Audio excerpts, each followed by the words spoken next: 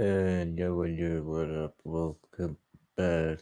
What is this? Thursday, Thc Theatre, impromptu stream, the FairGrowAustralia station. But just thought to continue something on this Bubble Man's world. Chill out and listen to his stream for a bit, and people come through. Go for it. Much appreciation. Shout out to Zaya for the streaming just put on. Ran out of time. But let's go. Much peace to all. Hope you're all doing good. Happy high grade. The yard is covered in beautiful fruit trees. This is definitely a good vibe place, and we're happy to have about a pound of some beautiful sun-grown Jamaican ganja.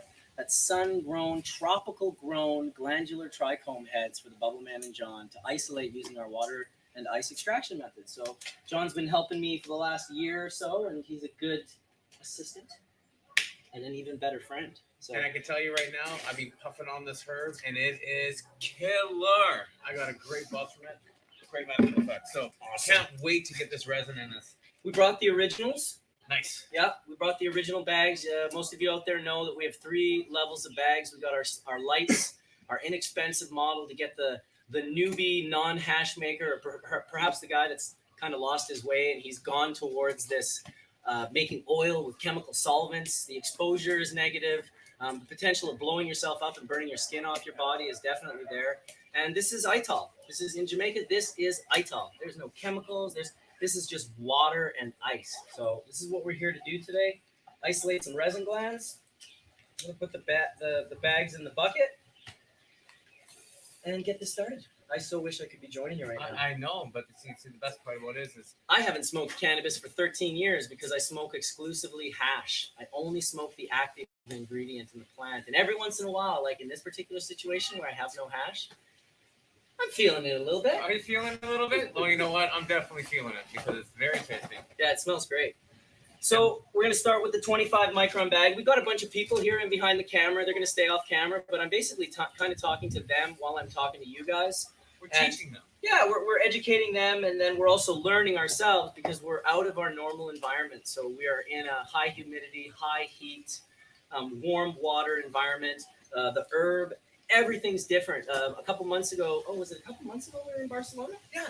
Okay, so a couple months ago, John and I were in Barcelona, Spain, and we were making some hash there. And you guys probably remember we met with Javier from Medical Seeds. We met from David from Ripper Seeds. We went inside the guys at Hemp Quarters. And we made hash all over the place. I mean, man, we must have run through 5 pounds of hash while we were in Barcelona, or 5 pounds of herb. Oh, yeah. Yeah. 100%. So I think we're going to break that record here in Jamaica. Oh, we're breaking records here in Jamaica, guys. We've been here for half the day, and we're already running our first batch, which I have to say, I come quite often.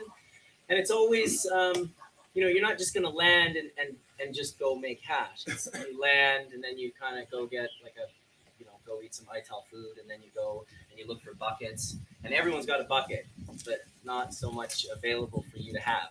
So it took us a couple hours to find the buckets, and we got those, so that's great. We're 5 hours in, and we're making hash. Yeah, exactly. So the herb was completely easy. I've never had that be easier. I usually have to go out and really sort of put my nose to the ground. I have a bit of an olfactory that's very sensitive to cannabis and terpenes and smells, and so I'm able to find extremely good cannabis wherever I go using those tools at my disposal. So when I hear people say, oh, I went to Jamaica and the herb was so terrible, what I say to those people is, that's just what you could find. That was what your personality brought to you. You didn't put the right vibe out there, so you didn't get the right herb. I don't know what to say.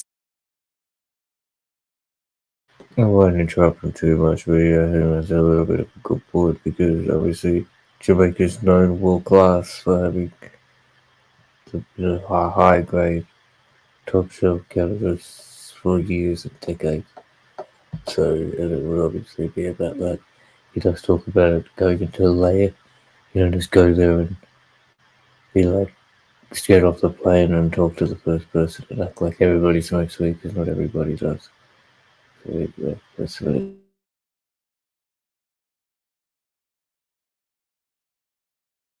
Say, try to find the right vibes. You'll find the right herb in Jamaica. It's about that simple. Oh, and the vibes here are amazing. Yeah, we got So good I don't know vibes. how you define it. All right, here's a 45 micron bag for you, Johnny. There you go, sir. I'm gonna reach over there and give you a hand. But So- I'm sitting here watching. What we're doing here for everyone watching, because they've potentially never seen this procedure before, is we're stacking a sieve stack. This is like mining for gold.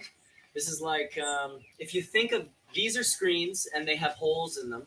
And the smallest screen, the bottom, the purple, is a 25 micron. And a micron is a measurement increment that is extremely small. Your hair, for instance, is 7 microns in diameter. It's very, very small, smaller than we can see with our eyes.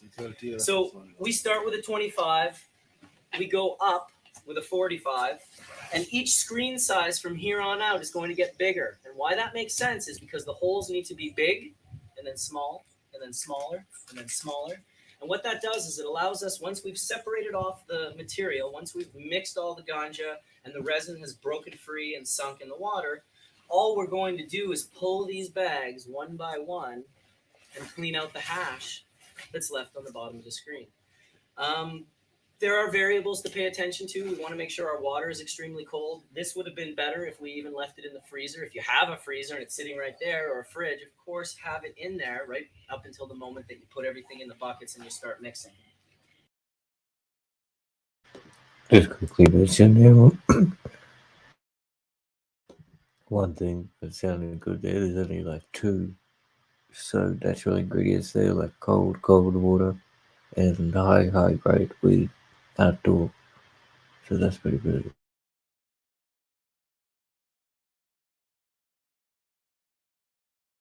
That's going to be helpful. When you understand the process, and I've sort of given these guys a little bit of a lowdown on the glandular trichome. The glandular trichome, of course, is the little part of the cannabis plant that we all love. It's why they sing songs about it. It's why we promote it. It's why we wear ganja leaves. It's why we gather. It's why people go to Amsterdam. It's people come to Jamaica. I mean, really, that is the reason. This is an incredible plant. Don't get me wrong. The industrial properties of hemp, we know, have 50,000 commercial products, from anything from plastics to hempcrete to hemp metals. The amino acid-rich essential oil secreting seeds are second to none. They contain all 8 essential amino acids that our bodies need but can't produce, including the 3 for children. So this is basically a whole food. Hemp is the perfect food. They say, actually, that it's second only to breast milk. I'm not sure about you, but I'm done with breast milk. I'm sticking to hemp seed oil. Hemp seeds, I love them. Yeah, you can't get, I mean, they were good enough for Buddha, right? How long did the Buddha survive on hemp seeds? 1 hemp seed a day. That's it? Yeah, for like a very, very, very long time. Check out the story. I'm not a Buddhist, but Buddha seemed like a pretty cool guy, I have to admit. You read into what he was all about, and I mean, it's hard to kind of be anti-Buddha. All right. So 73, this is the gold bag, and this is just what you guys would think. What do you think about gold? We love the gold. Not the gold as in gold from the ground, but the sun, the gold, the red, gold, and green. The gold does not represent gold in the red, gold, and green. We all know that. So this gold, I made it the 73 micron bag. This is the year that I was born in, 1973. And when I first made these bags, the 73 bag was the favorite. It was the favorite. It still is, to a point, the favorite. But I got the black bag, and the black bag is superior, in my opinion, in every way. This is my favorite bag. This is the bag. This is the resin that I personally prefer, almost out of any strains. Aside from perhaps a landrace sativa, a tropical sun-grown sativa that isn't going to grow short and stout, but it's going to grow very tall with a very thin leaf as opposed to a broad indica leaf. And it's going to produce heads that produce a different cannabinoid profile. And what a cannabinoid profile is, for the gentlemen all sitting here, is the cannabinoid profile is the profile of everything we love about ganja inside that glandular trichome head that I was showing you guys earlier on. That glandular trichome head has terpenes, which are smells, terpenoids, which are tastes. So, I mean, obviously, those are the things we love. Everyone loves squeezing the herb and giving it a smell. I mean, that's like the precursor to smoking and getting irie, is to smell your ganja. Walking through the forest, if you've ever approached a big ganja field, getting hit with that, the smell of that is a potentially spiritual event. I'll say that much about it. So let's get our black bag in there with the yellow. And we're going to go from that. I don't even think I'm going to bend them over the bucket, John. Oh. Should we look at some beauty there? I'm looking at how these triforms look, like Mark was talking about with the sun-grown tropical sativas. These resin heads are so small, but just so amazing. Yeah. And once again, look at that plant. So definitely very different grown. Different soil, different environment, different humidity. It's something that I've never seen up close like this. I'm used to working, of course, indoors. We live in Canada, but I mean, definitely when we take a look at this resin, you can tell the difference night and day by just looking at it between outdoor and indoor in Canada, grown here on the equator. Yeah, we by can't far, the 2 joints I just smoked, 2 big fatties. I feel great. I'm motivated. I'm not pain. I don't think any of you guys have ever seen me do this. I think you should roll in again. I'm smoke a third. Smoke a third. But you know, the best part about this is we take a look at the medicinal effects of sun-grown. And I'm pretty much experiencing the great effect of this. So, of course, we're going to try and break all this off of the stalk. We want it all on the stalk. How does that feel? We are going to break it down. I just want to ask a quick question in regards, because I know you use indica. And so So we have indica and we have sativa. And of course, Rob Clark, the author of Marijuana Botany, as well as a wonderful book called Hashish, one of my mentors. He's actually now talking about cannabis afghanica. So you can look up that on Google if you want to learn a little bit more about that. And I guess we've now put our 120 bag in and our 160 bag. And I'll explain to you why we're using all these bags. Imagine that some of the glandular trichome heads are the best. And if we can separate them out, and if we can use these larger hold bags in the beginning, because often people say, why do we need all these bags? Can't I just do it with one? This particular bag in particular will filter out contamination. Things that are still small, they're going to break down a little smaller than they should have, and they're still going to sink. Whereas everything else, as long as it has a surface area, it'll float in the water. When things get too small, they sink down. This is why I have this bag, and it's also why I have this bag, just to filter out. So generally, these 2 bags will be a medical quality, although here in Jamaica, they still actually produce some decent resin. The real magic will be in the orange, the black, and the yellow. And sometimes the white and the purple can really surprise you. So really, these 3 bags are the ones we're going to pay attention to. So imagine we're going to isolate all the resin glands off the plant. So taking a pound, we could be left with as little as 20 grams of resin. That's how much active ingredient is on an actual pound of cannabis. When you extract those 20 grams, we're going to get 20 grams through all the different bags. So if I get 1.5 grams here, that's no good. I don't count that. And if I get another 2 grams here, well, I don't like that either. I don't count that either. So my 20 grams can shrink down incredibly. So once we explain this to the prohibition-based mentality of how much can I get and how fast can I get it, which is where we've kind of been locked with ganja for the last 40 to 50 years, at least in North America and Europe, parts of Asia. It's a how much can I get and how fast can I get it. That is a huge point. I think that's. I'm just watching this for the first time, and I'm experiencing that. Going looking through the medicinal in Australia, it's very much not based about the patient and the therapy and the outlook there. It's kind of exactly what he just said, very business based. How much can we get? In how little time? Things like that. Just kind of isolating things, not taking the whole thing into perception and conception. But that's just my initial look into it. But first impressions count. We'll see how it goes for a little further, then I'll keep going with this fella. And we've seen it happen here in Jamaica. When I was coming here in the 90s, there was nothing for me to find the lamb spread. It was nothing for me to find the land-raised sativas. It was very easy for me to do. And nowadays, it's a lot harder. You really have to, you almost have to seek out an elder. You need to go to like a Bobo camp or a Nyabingi camp and find an elder who's had his strain and he's kept it and he still has it. Because all the growers, and it's not their fault that they fell into this, because everyone falls into this. They grow these short little sticky stalk plants. They're still very powerful and amazing, and they do grow a wonderful grade of medicine. But if you can imagine, when Babylon had their way and decided we'd make cannabis illegal, part of their trip was to make it a how much can I get and how fast can I get thing. And what they did is they turned us, the people that believe in this plant, the people that believe in the righteousness and the spirituality of this plant, they turned us into modern day, how much can I get, how fast can I get it? And I can't tell you how many people have this mentality in the cannabis world. Oh, I see it daily. And the unfortunate part is that when you shrink down your flowering period to... It's like quantity over quality. And, most definitely people who enjoy high-grade weed at its full potential be like quality over quantity any day. 6 to 8 weeks, as opposed to a sativa, which could easily flower for 3 months. 20 plus weeks you could flower a sativa. So you understand the prohibitionist-based mindset, how much can I get and how fast can I get it, is going to be like, oh man, I don't want to grow that sativa. It takes me 22 weeks to grow that plant from start to finish. I can bang out these indicas in 7 to 8 weeks, boom, boom, boom, boom. While you're doing one crop, I've pulled out 3.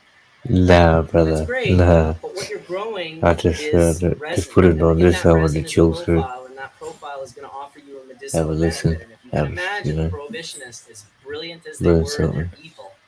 They cut us out from our land race genetics. The land race genetics. If you can only understand that this is the equivalent of the world population. And when we took those and we got rid of them and we started getting smaller and smaller and smaller, it's basically inbreeding. It would be the equivalent of going and having a kid with your sister. Don't do it. You won't get good gene structure, you won't produce strong plants, and you won't produce a good medicine. You need to bring traits and phenos in from the gene pool. And this is where landrace comes in. This is where these African sativas and these Indian plants, where they've been making hashish for 8,000 years. These guys have a serious ganja culture. I have been to India. I can attest, these guys, they don't even smoke ganja. If you were to smoke ganja, they would just be so confused by it because they smoke only the hash that's off the ganja. Now, they still have archaic methods. In fact, they have the most archaic method because they have the longest history with this plant in any culture on our planet. And what they do is they hand rub the resin, if you can imagine. Here in Jamaica, they do it to an extent, but it's a lot more. I mean, back in the day, I seen it off of sledgehammers that they were hammering into tires. And the ganja, the gum that you could pull off that sledgehammer was incredible. Of course, here in Jamaica, they don't trim with scissors. Scissors are hard to find. Most Jamaicans will use a knife and their thumb, and they'll curl that leaf in and they'll pinch it against their thumb. And it's actually quite impressive. Because the first time I saw it, I thought, wow, that's got to take so much time. Personally, John and I don't even trim our plants, if you can imagine. We only make hash out of them. We go into our grow room. I think that's a little cool point to stop on too. The different techniques around the world. Sometimes, island countries, as you say, they use knives. Sort of using scissors, grinders, or coffee grinder or hand grinder. It's a kitchen knife, a chopping board. And I think you got to think about how he's saying 8,000 years old, using their hands. Pretty well they would have had back then. You're chopping it up with your hands. So there's no implements and things like that. Even what he's using, obviously they would have had something back in the day similar, and they've just refined it and engineered it down. But got to think about the simplistic things. But some things, so obviously there's novelty to things because you find some of those things they're just useless. Some things are useful. Big gun. I'm liking this, but yeah, I'm not even. I just found this from checking it out. Where is it? We cut down fresh, beautiful grown plants, and then we throw them in this bucket and we mix it and we make water hash, which is, I guess, what we're going to do right now. Excellent. Last 2 bags. And before we get rid of all this, I'm going to roll. Yes, please do that. I like the mean, smell it's of it. not bad. Of course, I brought a bunch of my meditators here in Jamaica. I think it's passing great, them right? around. Yeah, people are stoked. Who doesn't love to get a gift, let alone a super cool ganja-oriented gift that can, A, keep the police from harassing you, because the police, they're not the smartest, but they have noses, and this is the problem. We love our stinky cannabis, and it makes it so easy for the police to realize we have it, right? They smell it on us. And even when they don't smell it on us, they lie, and they say they smell it on us. So. I discovered the 8 immortal kings of Samaria lived a total of 241,200 years. I've discovered through my research that these type of stories have an element of truth to them. Immortality is not only a possibility, but a reality. Could these people still exist in secret? Could they be watching? is there are numerous meanings to the various logos, names, and colors we use. One of the Hermetic principles is that the all is mind, the universe is mental. According to esoteric. Oh my gosh, whoops, sorry. I'll just go straight lost into that. I'm so blazed on this blizzard. I'm going to pour this into here, part of it, like about half, and then we'll break the bud into the top of the ice, and then we'll pour more ice and water on top of it. Just like we would do in a bubble bag system, we put the ice on the bottom, and we put the herb on top. You should not pick this up, John. I'm not going to. So what we're saying is we always want the ice on the bottom, and then you put the herb on top, and how we do it back at home is we put ice, herb, ice, herb, ice, herb. And that's all in one bag, and then we mix that all together because we want to get the most out of it, right? So once again, we're trying to keep this as cold as possible, and more ice the better. So can you grab me that cooler in the back of the car? Yeah. Thanks. All right, buddy. Just thinking out loud, we got Ashley in the back here giving us a hand. We brought a cooler here so we can keep this even colder once we make the. Once we make the hash, this is basically this process is pretty darn simple. You break your bud down, not too much. If you break your bud down, let me go back a little bit. This process is counterintuitive. Even every person here is going to watch it. They'll have a certain understanding of it, but immediately they'll start thinking of ways they can do it better based on what they think is happening. And I did the same thing, and everyone's done the same thing. And in North America, particularly in America, because Americans are just so gung-ho and like, let's do it big, let's do it large, let's go as strong as we can. And so I'm showing people how to mix with a stick, and the Americans are getting like outboard motors from their boat and literally like running it in kiddie pools. And unfortunately what that does is it turns the cannabis to mulch, and it doesn't really, when you see that these are microscopic glands, we don't need a vortex mixer. We don't need like an extremely powerful drill. Today we're going to make this with a stick. I'm just going to mix it with a stick. I've got machines that I sell that you can use, and it's easier even to use a cake mixer. I used to use a cake mixer here in Jamaica all the time, which was great. Just a little handheld tool with the two little prongs. It would spin it around quite nice. Your stock also has a use, of course. Cannabis stalks can make paper. You can make hempcrete from this stuff. Basically, what we're sitting on right here could be made out of hemp grown on the back mountain, no problem. It's actually quite simple. I think it's just lye. It's lye. Yeah, you mix lye, you mix water, you mix hemp fibers. I think they take the stalks and they chop them up. Yes, they do. Right. So it's a whole process. You can look into it if you don't know about it. It's definitely cool. Of course, cannabis stalk is just biomass. So, of course, you can make concrete out of it. All right. Let's do this up, Johnny. Love to get that ganja on my fingers.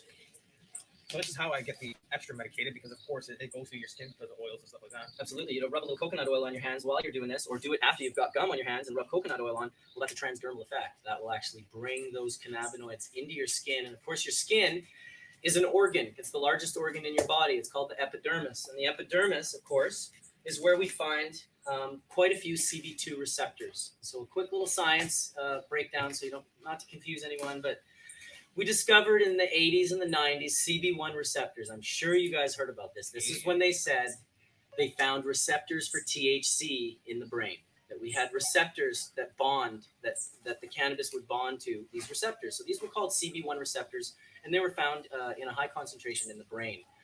Then about 8 years later, I think it was 92 or something. 91, 92, CB2. And was it the Spanish woman who discovered this? I think it was Christina? Christina. Okay, so Christina basically came up with CB2 receptors, and these CB2 receptors are located throughout the rest of the body, in organs, in your lymphatic system, and so there's also receptors for cannabinoids in those organs. So what that really means is that this system called the endocannabinoid system that regulates all of our biological function, well, not all, but I'd say 90% of it, an extremely high amount, eating and sleeping and remembering and forgetting. All these things are based on your endocannabinoid system. For instance, PTSD, postpartum stress disorder. People go to war. They do things they don't want to do. They come back all messed up. they have messed up their endocannabinoid system. They can't forget. They can't forget what they did. Maybe they shouldn't forget what they did.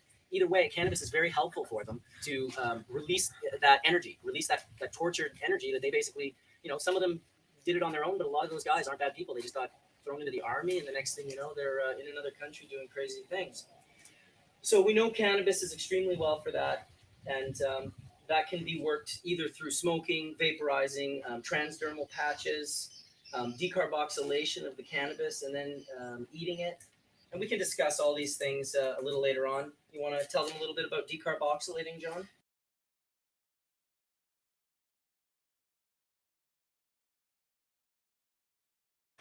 I think I'll go into that, a little bit of decarbing, and then I'll finish it up, and then I'll continue it up tomorrow.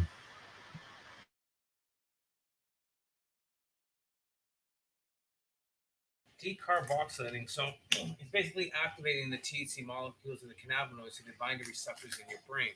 So while smoking, because they will not bind. They will not bind if you just eat bud. You That's have to right. heat it so you get that euphoric effect. And if we eat bud, we're getting THCA. acid. We're getting CBDA. We're getting all these cannabinoids and THCs in the A's, the acids. So when we decarboxylate, all it is simply is we heat to a certain temperature, 220, 200. If you go on 162, what's your temp? What's my temperature? I go 324 degrees Fahrenheit, 162 degrees Fahrenheit. So just under 200 Celsius. What you're going to do is, scientifically, you're going to lose a carboxylic acid ring on those molecules. And what that does is they turn all those THCAs and CBDAs into THC and CBD. And now when you consume those products, they're going drying in your blood will actually activate cannabinoids because, of course, there's heat generated when drying and stuff. Let's make sure. Look at this. See this stuff? We gotta make sure that we're not. I mean, it is only the 160 bag, but let's just do this.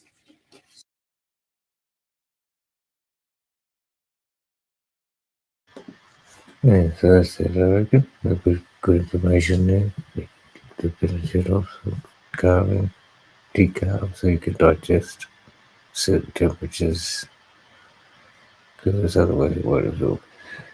So, yeah, just thought it just come through because Zay's finished it up. But yeah, much appreciation for everyone coming through. Chilling. I gotta try to keep going, make sure you got high grade going. Whoever's the healing, spread the word. Just keep it like that, keep yourself easy, keep it balanced, man. Much peace.